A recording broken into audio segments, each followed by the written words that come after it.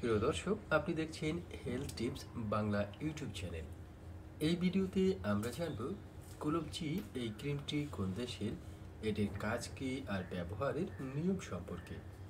তো চলুন জেনে নেওয়া যাক। কুলুবজি ক্রিম কিসের ঔষধ? এটি মূলত ত্বকের সংক্রমণ জনিত একটি ঔষধ, যা ছত্রাক ও ব্যাকটেরিয়া জনিত সংক্রামক এর জন্য কাজ করে থাকে। কুলুবজি ক্রিম এর কাজ কী?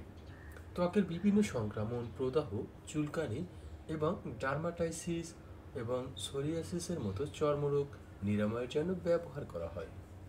ঔষধটি একটি ইন্ডিয়ান ঔষধ।